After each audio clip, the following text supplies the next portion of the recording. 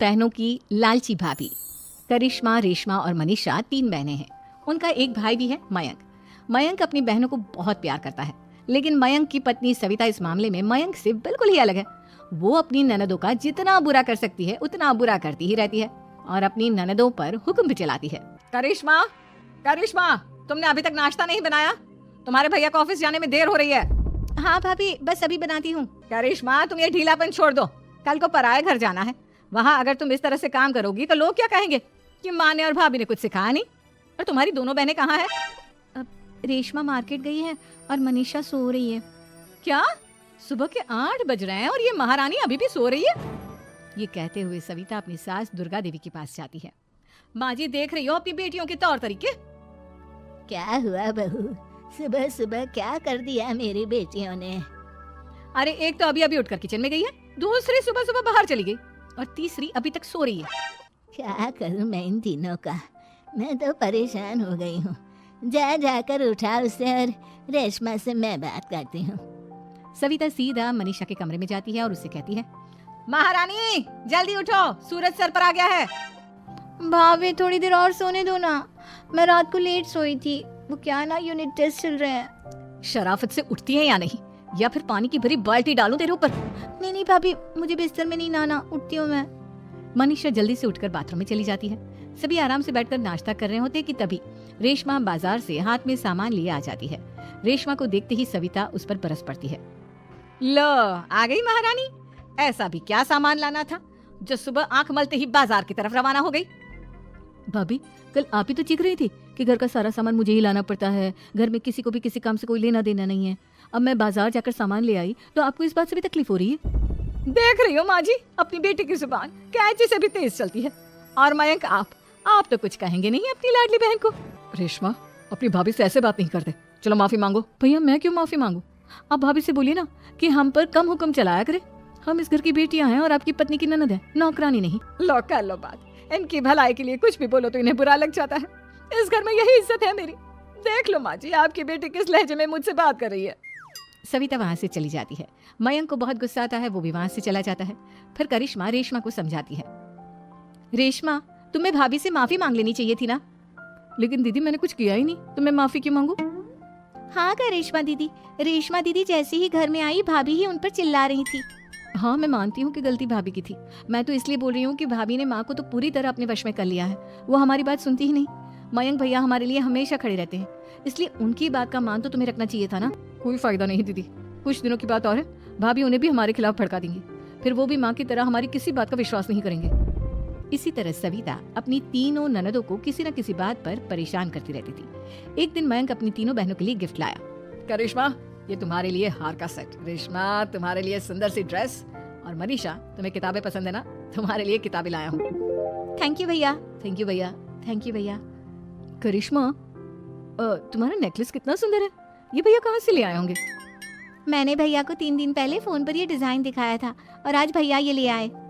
सविता तो अपनी ननदों के गिफ्ट्स देखकर जल गई और करिश्मा का नेकलेस तो उसे भी बहुत पसंद आया था। अपनी बहनों के लिए कितना अच्छा नेकलेस लेकर आए हैं, मुझे कभी कोई गिफ्ट नहीं दिया। मैं आज ही ये हार चुरा लूंगी। रात में सविता करिश्मा का हार चुरा लेती है और इसी तरह उसे अपनी ननदों की जो भी चीज अच्छी लगती वो उसे मांगती नहीं, बल्कि रात के अंधेरे में चुरा लेती। इसी तरह दिन बीतते गए और सविता ने मयंक के दिल में भी उसकी बहनों के लिए नफरत पैदा कर दी। एक दिन मयंक ने करिश्मा और रेशमा के लिए रिश्ता देखा और ये बात उसने घर में सबको बताई। माँ, करिश्मा और रेशमा के लिए बहुत अच्छा रिश्ता आया है, वो लोग कल इन्हें देखने आ रहे हैं। आप और सविता मिलकर सारी तैयारी कर लेना। ये सुनकर करिश्मा और रेशमा खुश हो जाती हैं, लेकिन सविता सोचती है, अगर इन दोनों बहनों की शादी हो गई तो घर और बाहर का काम कौन करेगा? मनीषा तो 1 नंबर की कामचोर है, उससे तो किसी बात की उम्मीद लगाना ही बेकार है। मुझे इस शादी को रोकना होगा। अगले दिन सभी लड़के वालों के स्वागत की तैयारी करने में लगे होते हैं। तभी मयंक अपनी बहनों से आकर कहता है, तैयार हो गई तुम दोनों? देखो, दोनों लड़के बहुत अच्छे हैं, मैं कोई कसर नहीं छोड़ना चाहता, इसलिए तुम उनके सामने अच्छे से बिहेव करना और अपनी भाभी से लड़ने मत लग जाना। करिश्मा, तुम वो नेकलेस पहन लो ना जो मैं तुम्हारे लिए लाया था। भैया, मैं बहुत देर से वो नेकलेस ढूंढ रही हूँ, लेकिन मुझे मिल ही नहीं रहा। क्या तुमने नेकलेस खो दिया?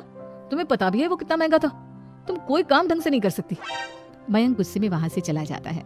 थोड़ी देर बाद लड़के वाले भी आ जाते हैं। वो दोनों बहनों को पसंद कर लेते हैं और रिश्ता पक्का हो जाता है।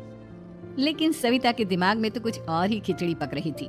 वो पंडित जी के पास करिश्मा की कुंडली लेकर जाती है और उन्हें पैसे देकर करिश्मा की कुंडली बदलवा देती है। जब लड़के वालों के पास करिश्मा की कुंडली जाती है तो वो दुर्गा को फोन करते हैं। बहन जी, हमने करिश्मा की कुंडली अपने पंडित जी को दिखाई थी। आपकी बेटी की कुंडली नहीं बल्कि दोषों का पिटारा है। देखिए, मैं और मेरे पति इन सब बातों में बहुत विश्वास करते हैं, इसलिए हम आपकी बेटी से अपने बेटे की शादी नहीं करा सकते। इस तरह करिश्मा का रिश्ता टूट जाता है और सभी घर वालों को बहुत दुख होता है। अब कविता सोचती है, चलो करिश्मा का तो रिश्ता टूट गया, अब रेशमा का भी रिश्ता तोड़ना है। क्या करूं? अब सविता आवाज बदलकर किसी अननोन नंबर से रेशमा के होने वाले ससुराल में फोन करती है। हेलो, मैं कौन हूँ कौन नहीं ये आपके लिए जानना जरूरी नहीं। बस इतना सुन लो कि रेशमा का 2 साल से किसी के साथ अफेयर चल रहा है। बस रेशमा का रिश्ता तोड़वाने के लिए सविता का इतना कहना काफी था। अब रेशमा का भी रिश्ता टूट गया। मयंक और दुर्गा देवी ने रेशमा को खूब खरी खोटी सुनाई और उससे बार बार उस लड़के के बारे में पूछने लगी। आप दोनों मुझे क्यों परेशान कर रहे हो? अरे कोई लड़का होगा मेरी लाइफ में तो मैं बताऊंगी ना, जब कोई है ही नहीं तो कहाँ से लाऊं मैं कोई लड़का? तो तेरे होने वाले ससुराल वालों को फोन किसने किया था? माँ, मैं नहीं जानती किसने फोन किया था, मैं सच कह रही हूँ। मैं तो पहले ही कह रही थी इसकी लगाम खींच कर रखो, लेकिन मेरी सुनता ही कौन है। आप चुप रहिए भाभी, ये सब आपका ही किया धरा है। अब तीनों बहनों को विश्वास हो जाता है कि ये सब उनकी भाभी ही कर रही है। तीनों बहनें अपनी भाभी को सबक सिखाने के लिए एक वकील कर लेती है और घर में हिस्सा मांगना। देखो भैया, माँ बाप की जायदाद में जितना बेटों का हक होता है उतना ही बेटियों का, इसलिए इस घर के 4 हिस्से होंगे और हमें अपना हिस्सा चाहिए। मैंने तुम्हारे लिए क्या क्या नहीं किया और तुम इस घर में हिस्सा मांग रही हो? भैया, आप और माँ हम बहनों की कोई बात नहीं सुनते हो और भाभी हमारी शादी नहीं होने देगी क्योंकि उन्हें लगता है कि आप हमारी शादी में ज्यादा पैसा लगाओगे और उन्हें हम जैसी फ्री की नौकरानी कहाँ मिलेगी। तो हम भाभी के साथ तो रह नहीं सकते, हम बहनों को अपना हिस्सा चाहिए। अरे तुम्हें शर्म आनी चाहिए अपनी भाभी पर ऐसा इल्जाम लगाते हुए। वो तुम्हारे बारे में कितना सोचती है। हाँ माँ, भाभी हमारे बारे में बहुत सोचती है, दिन रात बस यही सोचती रहती है कि किस तरह से अपनी तीनों ननदों को परेशान करूं और कभी मुझे पढ़ने भी नहीं देती। दोनों बहनों का रिश्ता भी तो इन्होंने ही तोड़वाया है और रात में हमारे कमरे में आकर हमारी चीजें भी चुराती हैं। इसी तरह सविता की तीनों ननदें अपनी बात पर अड़ी रही। अब कोर्ट में तारीख भी शुरू हो गई। जब सविता को लगा कि उसकी तीनों ननद इतनी आसानी से नहीं मानने वाली, तो उसने अपने पति और सास को सारी सच्चाई बता दी और अपनी तीनों ननद से माफी मांगी। मयंक और दुर्गा को भी अपनी गलती का एहसास हो गया।